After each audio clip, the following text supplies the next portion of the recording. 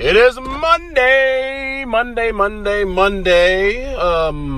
Unfiltered Podcast, audio version today on the show. Like I said, again, this show is on Periscope most of the time, but we this one today we have to do on the road because I was not able to get into enough time to myself to do the pod. So I can do an audio version, which we'll do here today. Hopefully tomorrow we can do a Periscope. We'll see what happens. Anyway, how was your Thanksgiving weekend, everybody? Mine was swell, busy, worked a lot, ate a lot, had a good time, seen family.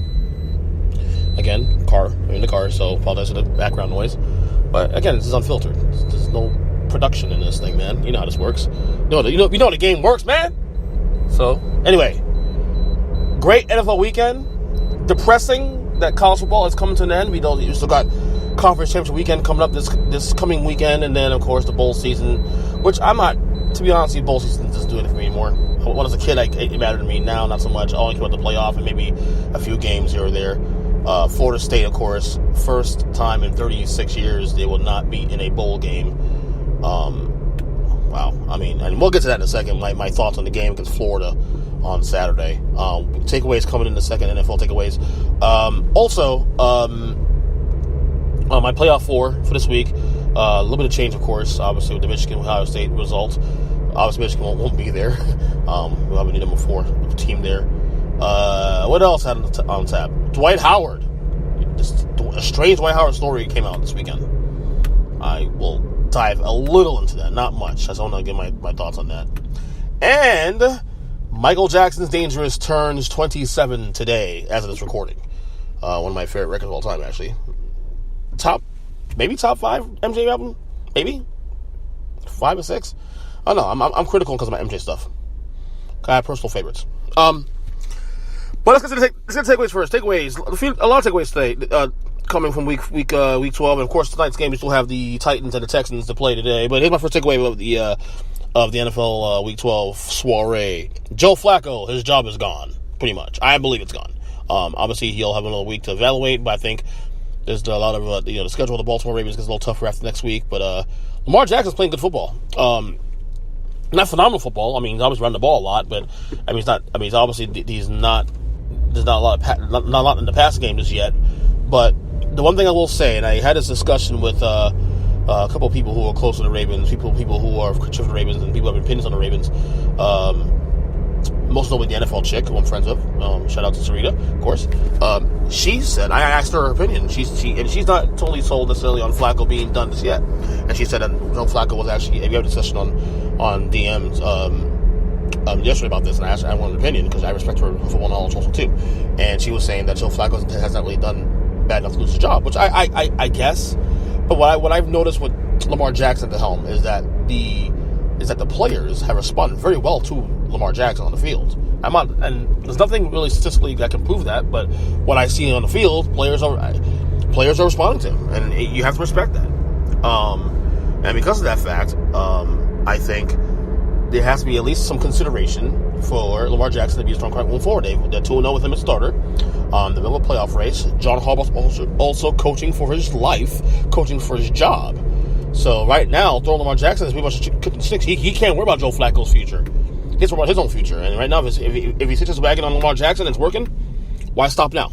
That's just where I stand on that whole situation. So I think personally, as long as they keep winning and as long as Lamar Jackson doesn't fall off the wagon, I think he'll be made the starting quarterback going forward. And I think both may have a decision to make about Joe Flacco's future in terms of him as the starting quarterback moving forward. Because obviously they'll take a big cap hit if they come out right at the end of the year.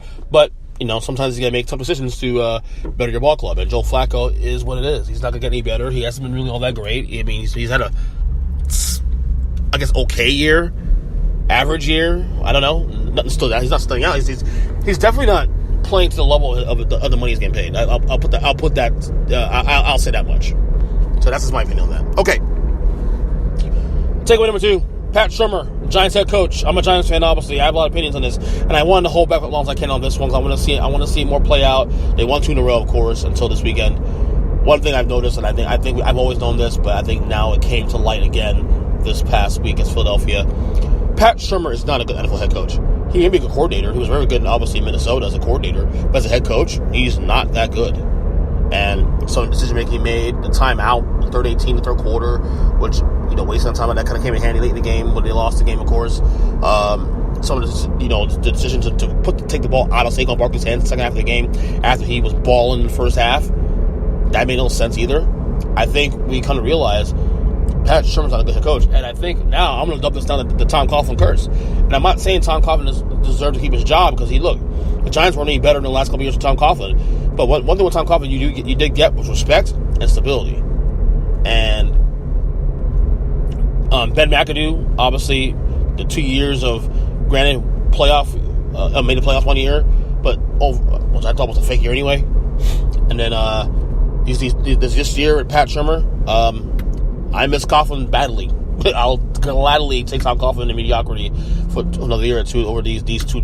Yeah.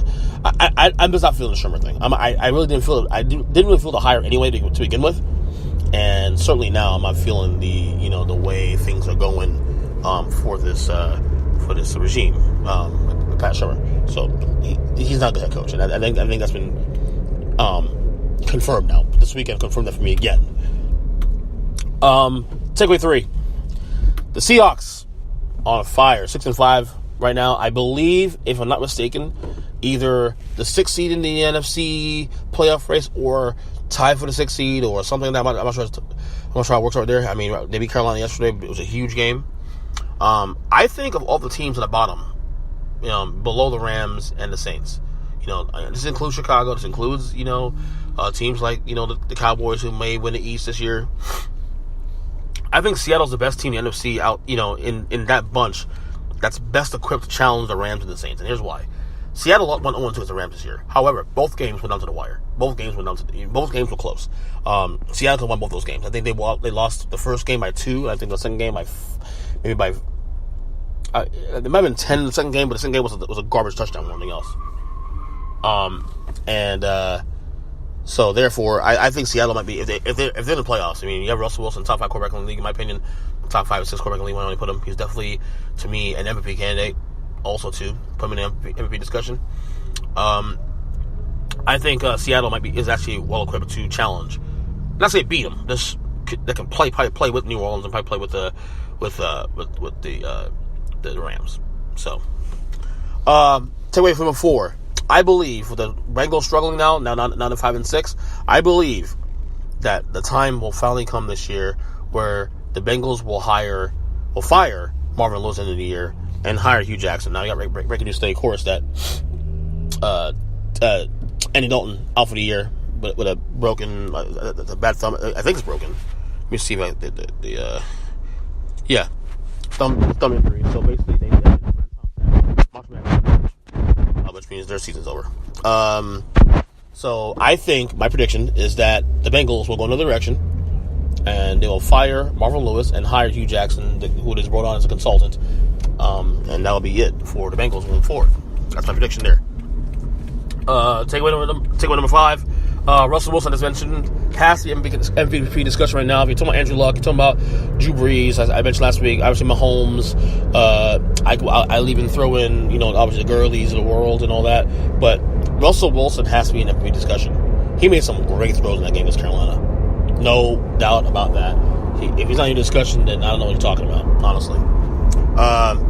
Next takeaway. I think it's 6. The Packers are done. Packers officially done. Losing to Minnesota last night, and I think when you see it, obviously I was ready on the fringe with the Packers were done anyway, but you can never fully count Aaron Rodgers. But after last night, they got him on the table, and even then, I can't even see them getting in the playoffs. And this is really, I think, if the point was to Drew home in the last couple of weeks, it was last night. This is the end of the Mike McCarthy-Aaron Rodgers marriage. They're not going to fire Aaron Rodgers. They just paid him a big contract. So Mike McCarthy is going to be the guy, the odd man out. Which, by the way, this has less to do with McCarthy being a good coach, more to do with this. I believe this is a stale relationship. Two guys going opposite directions, two different visions. And I think, look, both these guys. I think Mike McCarthy will be a very highly sought coach next year if he chooses to go if he does get fired, of course, chooses to come back and coach next year. He'll be a highly sought coach in the vein of in the same way that Andy Reid was, actually, a couple years back when he went to Kansas City. So I think it's over for the marriage between Rodgers and McCarthy, and that's just that.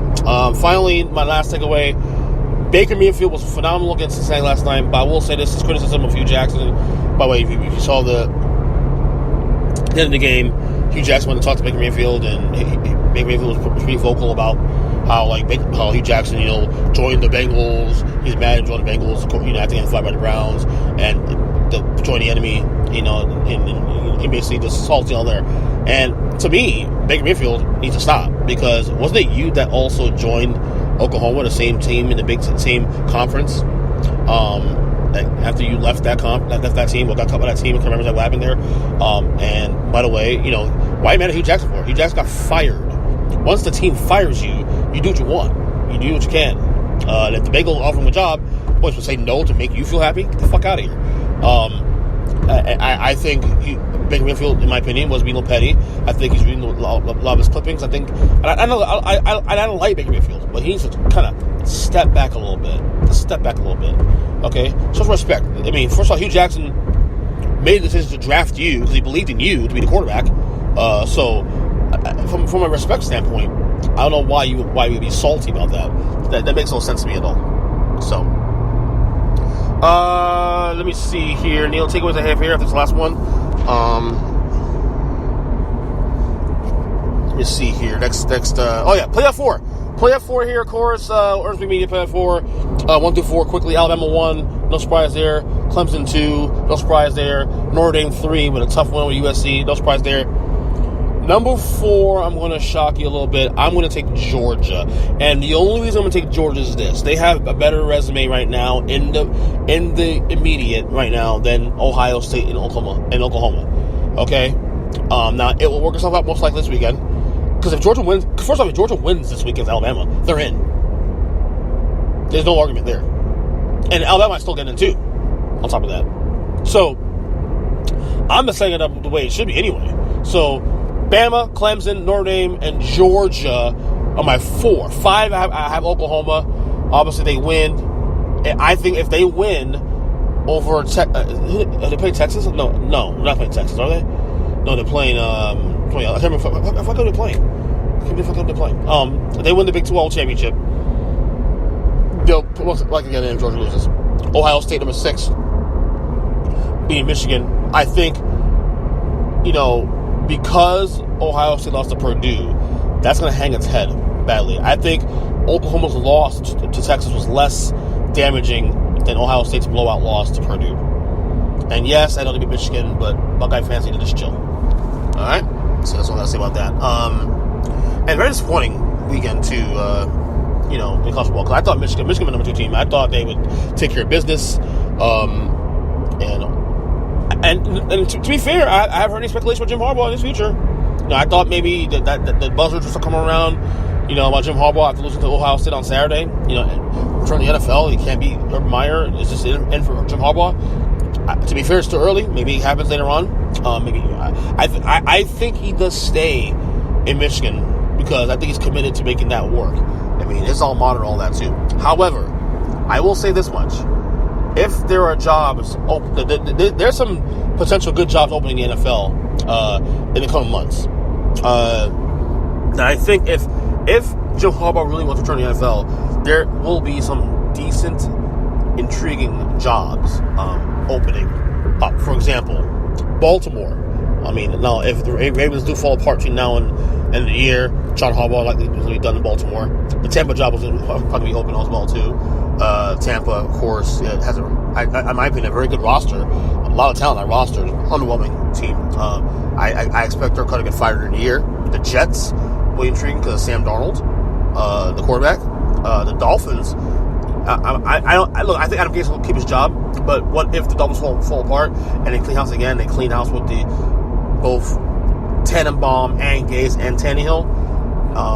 The connection between Harbaugh and the owner, Stephen Ross, is definitely there. I mean, when Harbaugh was actually in line for the Niners job, Harbaugh was definitely in play for Miami at that time. So Just saying.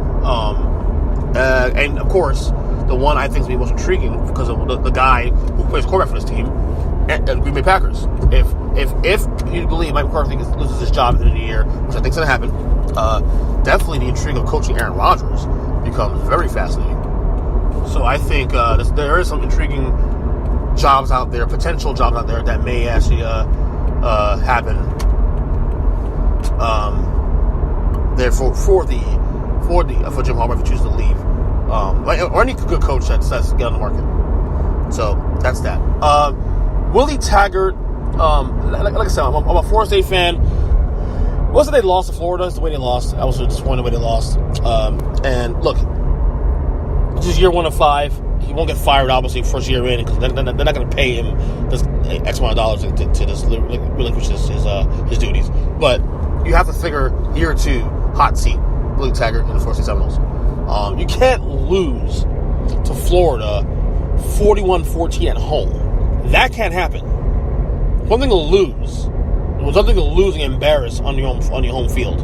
That was embarrassing, what we watched on Saturday. As a Seminoles fan, I can't speak more. I can't be more disgusted. Now, you heard about the story about some fan had a picture of Taggart being lynched. Fucking idiot who posted that.